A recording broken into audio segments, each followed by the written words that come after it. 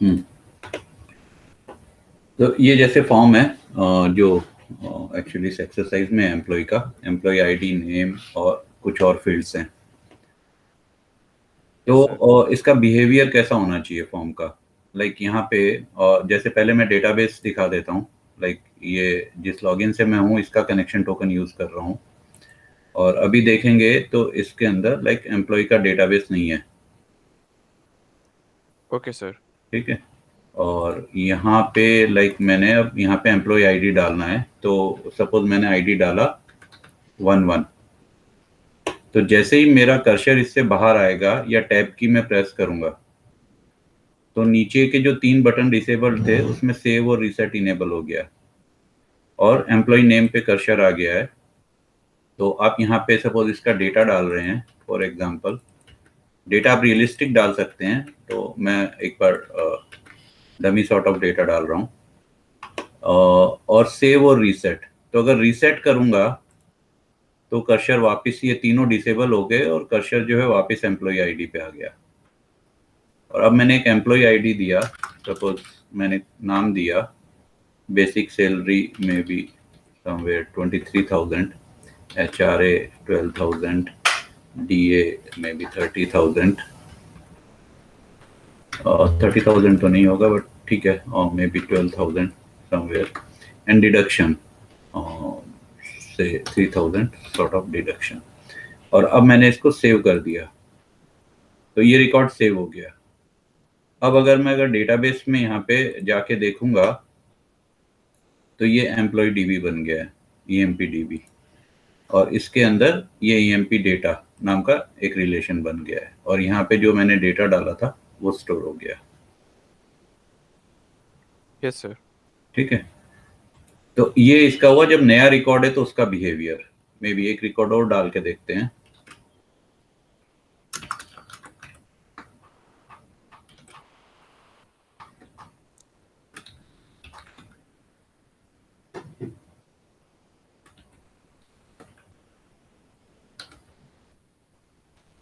For example, और इसको भी सेव कर दिया। तो ये तो वे नए रिकॉर्ड डालना। अगर कोई पुराना रिकॉर्ड देखना है तो आप उसका एम्प्लॉय आईडी देंगे तो वो पुराना पूरा रिकॉर्ड यहाँ डिस्प्ले हो जाएगा। और अब जो है सेव बटन डिसेबल रहेगा, चेंज और रीसेट इनेबल हो जाएंगे। अगर मैं रीसेट पे क्लिक करूंगा तो फिर ये डिफॉल्ट बिहेवियर आ जाएगा फॉर्म का, जब कर्सर जो है एम्प्लॉय आईडी पे रहेगा और नीचे के तीनों बटन डिसेबल्ड रहेंगे। अब यहाँ पे मैंने 12 डाला और कर्सर को मैंने टैब की से बाहर आया, तो ये 12 से यहाँ पे आ गया जयंत पे कर्सर, उसका पूरा रिकॉर्ड डिस्प्ले हो गया। और अब दो ऑप्शन है, चेंज और रीसेट। अब सपोज मेरे को नाम चेंज करना है, तो मैंने नाम चेंज किया। इसमें भी कोई डेटा 34 की जगह 33 कर दिया, 12 की जगह, मतलब ये चेक कर लेते सारे फील्ड मॉडिफाई हो रहे हैं क्या। Okay sir. तो ये सभी फील्ड में मैंने 3 इंट्रोड्यूस कर दिया है। तो ये चेंज डेटा दिख जाएगा और मैंने इसको चेंज किया, तो फिर ये फॉर्म का डिफॉल्ट बिहेवियर आ गया। और यहाँ पे अब मैं 12 प्रेस करके टैप करूंगा तो ये सारा डेटा जो है मॉडिफाई हो गया है, और रीसेट किया तो वापस यहाँ आ गया। और यहाँ डेटाबेस में अगर जाके देखेंगे, लाइक एम्प्लॉय डीबी के अंदर एम्प्लॉय डेटा, तो यहाँ पे अब 2 रिकॉर्ड हैं। Yes sir. ठीक है, तो ये ओवरऑल इसका बिहेवियर है। अब इसका कोड वॉक थ्रू देखते हैं।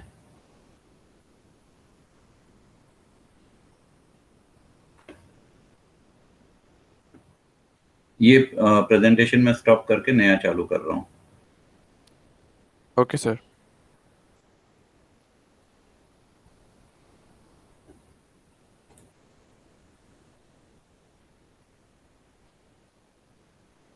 हम्म। दिख रहा है screen? Yes sir, visible. Okay. तो ये अपना index.html है। इसमें बूटस्ट्रैप लिया हुआ है, बूटस्ट्रैप की जेएस है, जेक्वेरी की जेएस है। ठीक है। और बॉडी जो है वो सिंपल है, जैसे एम्प्लॉय आईडी, एम्प्लॉय नेम, इसका फॉर्म टैग लिया हुआ है अपन ने एक, और फिर ये डिफरेंट आइटम्स लिए हुए हैं जो अपने को चाहिए। यहाँ पे एक ऑन चेंज इवेंट है गेट एम्प्लॉय। तो ये ऑन चेंज इवेंट इसलिए लिया है कि एम्प्लॉय आईडी पहले से एग्जिस्ट करता है कि नहीं करता है। अगर नहीं करता है तो नया रिकॉर्ड के रूप में उसको कंसीडर करेगा, और करता है तो उसको डिस्प्ले करा देगा और उसको मॉडिफाई करने के लिए बोलेगा। तो उसके लिए ये फंक्शन कॉल है get employ. 3 Okay, button sir. लिए हुए हैं, तो एक सेव डेटा है, एक चेंज डेटा है और एक रीसेट फॉर्म है। JPDB commons.js इंक्लूड करी हुई है, जिसमें कि कुछ रेडी टू यूज फंक्शंस हैं रिक्वेस्ट क्रिएट करने के और एग्जीक्यूट करने के जेसन पावर डीबी पे। और ये एक अपनी JS है। तो नॉर्मली JS जो है ये प्रोजेक्ट का स्ट्रक्चर हो गया, लाइक ये साइट रूट है। अगर इमेजेस है तो इमेजेस फोल्डर में डाल दो, जावास्क्रिप्ट है तो जावास्क्रिप्ट फोल्डर में डाल दो, और रूट फोल्डर जो होगा साइट रूट, उसमें आपका HTML पेज रहेगा। तो नॉर्मली जावास्क्रिप्ट रिसोर्सेस और JS के अंदर डालते हैं, या फिर JS का अलग फोल्डर बना लेते हैं, उसके अंदर आपकी JS होनी चाहिए। या फिर एक रिसोर्सेस फोल्डर होता है जिसमें JS फोल्डर होता है, CSS फोल्डर होता है, इमेजेस फोल्डर होता है, और उसके अंदर अलग अलग आपके जो CSS JS और इमेजेस रहती है। तो इससे क्या होता है, इजीली सेपरेट हो जाती है, सारी JS एक जगह आ जाएगी, सारी CSS एक जगह आ जाएगी, सारी इमेजेस एक जगह आ जाएगी। तो जो भी करंट फोल्डर है वहां से अपने JS के अंदर, और index.js जो है इसकी जावास्क्रिप्ट वो इंक्लूड कर ली। जावास्क्रिप्ट में भी सीक्वेंसिंग इंपॉर्टेंट है, लाइक ऊपर कौन सी JS दे रहे हैं और नीचे कौन सी JS दे रहे हैं, क्योंकि कोड उसी तरीके से अरेंज होता है जब पेज एग्जीक्यूट होता है। Okay, तो sir. अब यहाँ पे जैसे अपन सबसे पहले जाते हैं रीसेट फॉर्म पे, तो मैं यहाँ पे कंट्रोल प्रेस करके क्लिक करूंगा तो ये index.js के अंदर रीसेट फॉर्म पे चला जाएगा। तो तुम देखो रीसेट फॉर्म का एक स्टैंडर्ड पूरा मेथड बना हुआ है, जिसमें एम्प्लॉय का आईडी ब्लैंक हो रहा है, एम्प्लॉय नेम, ये सभी जो वैल्यूज हैं ये सारी ब्लैंक हो रही है, ठीक है। और एम्प्लॉय आईडी डिसेबल्ड है,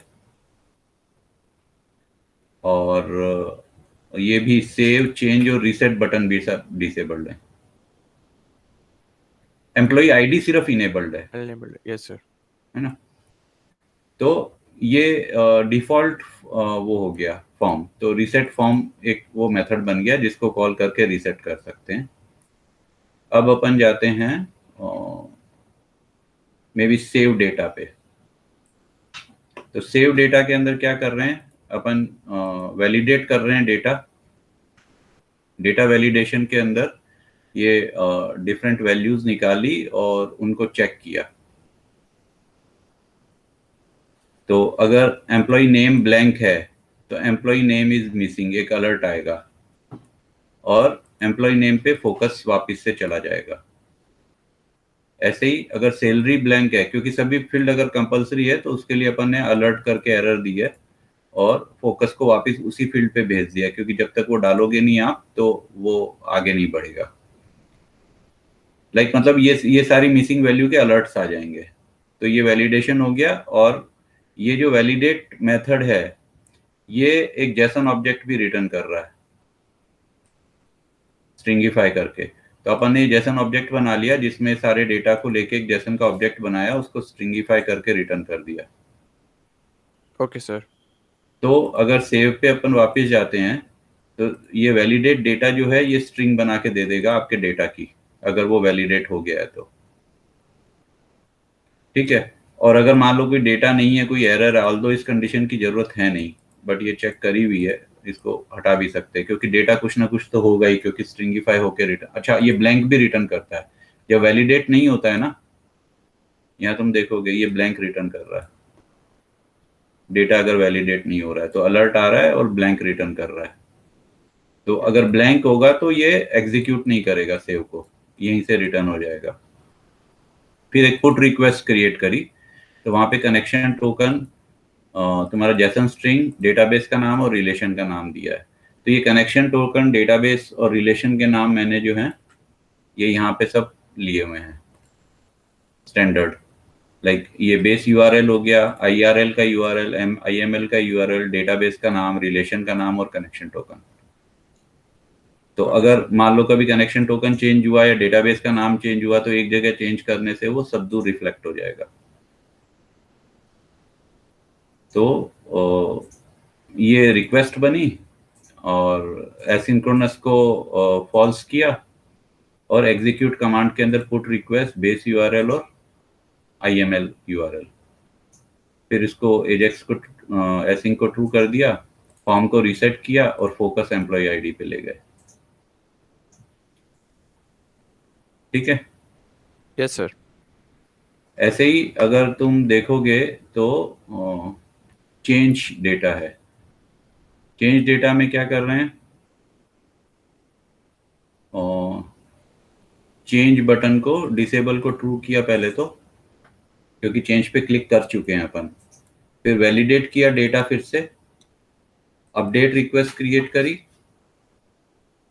और फिर एग्जीक्यूट कर दिया एसिंग को फॉल्स करके, और उसके तुरंत बाद जो है एसिंग को वापस ट्रू कर दिया और ये लॉक किया हुआ है रेस्पॉन्स देखने के लिए। फॉर्म को रीसेट किया और एम्प्लॉय आईडी पे फोकस ले गए। Right sir, okay. अब जो बचा हुआ है एम्प्लॉय आईडी जब अपन डालते हैं तो गेट ईएमपी, तो गेट ईएमपी के अंदर तुम देखोगे कि सबसे पहले तो अपन ने क्या किया, get EMP ID as JSON object. तो ये जो है छोटा सा मेथड है जो ईएमपी आईडी को अलग से निकालेगा, एक स्ट्रिंग तैयार करेगा, स्ट्रिंगिफाई करके भेज देगा। तो ये रिक्वेस्ट क्रिएट करने जैसा हो गया। तो रिक्वेस्ट का ये एम्प्लॉय का ऑब्जेक्ट है जो कि अपन ने यहाँ डाला, तो अपने को गेट बाय की रिक्वेस्ट मिल गई। फिर उसको अपन ने एग्जीक्यूट किया, एग्जीक्यूट करके अगर रेस्पॉन्स 400 आता है तो अपन ने बटन्स को जो है जो बटन कर दिया। हाँ, मतलब ये सेव और रीसेट को और एम्प्लॉय नेम पे फोकस कर दिया। लेकिन अगर सक्सेसफुल आता है तो अपन ने क्या किया कि एम्प्लॉय आईडी को डिसेबल कर दिया, डेटा फिल का एक मेथड कॉल किया जिसमें जो रेस्पॉन्स आया अपने पास एग्जीक्यूट कमांड का, उस रेस्पॉन्स को फिल डेटा में भेज दिया और फिर नीचे के बटन्स जो है उनका बिहेवियर चेंज कर दिया, जिसमें कि अपन ने चेंज को इनेबल कर दिया और रीसेट को इनेबल कर दिया। तो अगर फिल डेटा में जाएंगे तो इस जेसन ऑब्जेक्ट से अपन ने डेटा निकाला, इसको अपन देखते हैं बाद में। पहले डेटा निकाला तो जेसन ऑब्जेक्ट डॉट पार्स, और जो जेसन ऑब्जेक्ट अपने पास आया था उसमें से डेटा निकाल लिया और उसको पार्स करके उसके अंदर से रिकॉर्ड निकाला। मतलब डेटा के अंदर भी रिकॉर्ड है जिसके अंदर एक्चुअल डेटा है। फिर इसमें रिकॉर्ड निकाला अपन ने, लेकिन अपन ये यहाँ पे क्या कर रहे हैं, डेटा से नेम, सैलरी, एचआरए, ये सब डेटा से ले रहे हैं। आई डोंट नो ये, अच्छा ये रिकॉर्ड के अंदर जो वैल्यू है इसको डेटा माना है। लाइक इसका नाम गलत है, इसको अपन करेंगे रिकॉर्ड।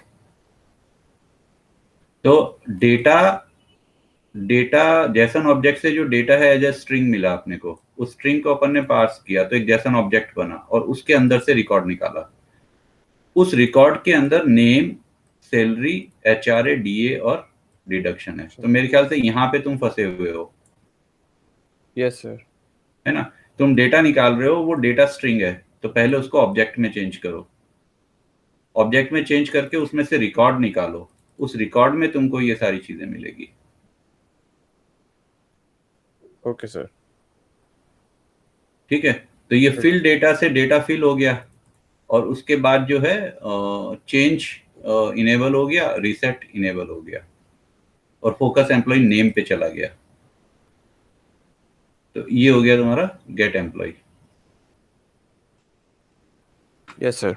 ठीक है, तो अब एक बार पूरा देख लेते हैं। लाइक आई थिंक हाँ, लोकल स्टोरेज पे डेटा को सेव कर रहे हैं, जो मैंने एक लाइन बोली थी ना, कहाँ गई वो,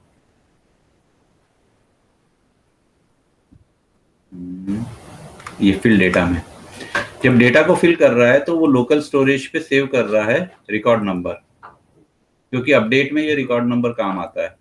तो जेसन ऑब्जेक्ट भेजा, उसमें से डेटा निकाला, उस डेटा में से रिकॉर्ड नंबर निकाला, क्योंकि रिकॉर्ड नंबर रिकॉर्ड के अंदर नहीं है, रिकॉर्ड के बाहर है, तो ये डेटा से ही डायरेक्ट मिल जाएगा। तो डेटा से रिकॉर्ड नंबर मिला, उसको लोकल स्टोरेज पे सेव कर लिया। लोकल स्टोरेज मालूम है तुमको? नो सर, लोकल स्टोरेज मतलब कंसोल डॉट लॉग तो क्या करता है, आउटपुट कंसोल पे देता है। लोकल स्टोरेज उसके, ये समझ लो कि जैसे फाइल हैंडलिंग जैसा है। लोकल स्टोरेज पे तुम की वैल्यू पेयर डाल सकते हो, सॉरी ट्री मैप या हैश मैप जैसा है, जैसे जावा में ट्री मैप हैश मैप होते हैं ना, यस सर। की वैल्यू पेयर। तो ये की वैल्यू पेयर है, और ये ब्राउजर के अंदर एक लोकल स्टोरेज होता है, वहां स्टोर कर देता है उसको। सर तो ये हमारे हार्ड डिस्क पे नहीं आएगा, ये ब्राउजर में जाएगा? हाँ, ब्राउजर के अंदर जाएगा, ब्राउजर उसको हार्ड डिस्क पे ही कहीं रखेगा, लेकिन वो ओके सर। ब्राउजर के लोकल स्टोरेज पे रहता है। तो तुम अगर ब्राउजर मान लो तुमने बंद कर दिया, तो भी ये लोकल स्टोरेज दूसरी टाइम जब चालू करोगे तो मिलेगा तुमको। Okay sir. तुमको कुकीज का कंसेप्ट मालूम है?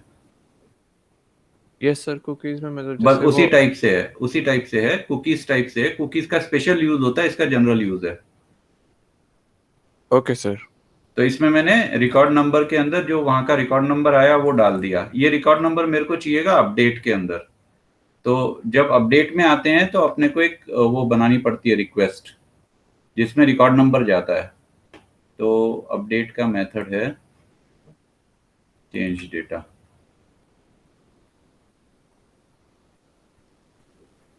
ये देखो, ये यहाँ पे ये वाली लाइन, ये रिकॉर्ड नंबर पिक कर रहा है। वही वाला जब रिकॉर्ड नंबर जो हमें पहले मिला था। जहाँ जो लोकल स्टोरेज पे डाला था, अपडेट अपडेट कमांड तुम टैलेंट से चला के देखना, उसमें रिकॉर्ड नंबर चाहिए अपडेट करने के लिए। Yes sir. तो वो रिकॉर्ड नंबर लोकल स्टोरेज पे डाला हुआ है। जब रिकॉर्ड डिस्प्ले होता है ना, उस समय जब फिल होता है डेटा, यस सर।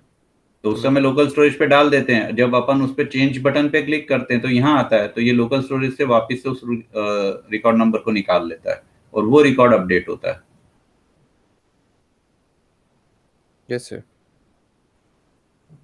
ठीक है। तो मेरे ख्याल से आप कर पाओगे तुम, जो आई थिंक थोड़ा सा स्ट्रगल तो होता है जावास्क्रिप्ट के अंदर, बट आई सपोज ये वॉक थ्रू के बाद मेरे ख्याल से तुम कर पाओगे। तो तुमको एक्चुअली रेस्पॉन्स देखना, तुम डेटा के अंदर रिकॉर्ड नंबर वगैरह नहीं है, डेटा के अंदर रिकॉर्ड है, रिकॉर्ड के अंदर रिकॉर्ड नंबर है, और जो डेटा आता है वो स्ट्रिंग है।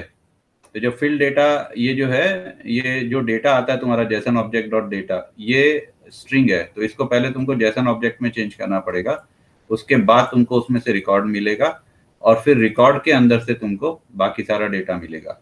लेकिन रिकॉर्ड नंबर जो है वो रिकॉर्ड के बाहर है, तो रिकॉर्ड नंबर डायरेक्ट इसी से मिलेगा, Jason dot data dot record number से, जो कि तुम उसमें निकालते हो, ये यहाँ पे। तो जेसन डॉट ऑब्जेक्ट में से डेटा निकाला, उसको तुमने जेसन ऑब्जेक्ट में चेंज किया, और उसमें से तुमको डायरेक्ट रिकॉर्ड नंबर मिल गया। Yes sir.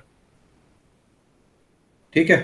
तो अब जरा इसको ट्राई करो, और आई थिंक इसको थोड़ा सा और स्ट्रक्चर्ड वे में करो, कि ये इस टाइप से ऊपर वेरिएबल्स ले लो, ये लाइक कांस्टेंट बिहेव करेंगे, और इनको यूज करो। ठीक है। ठीक है सर। ठीक है। कोई डाउट, कुछ पूछना है? नहीं सर, हो जाएगा। ओके, ठीक है। और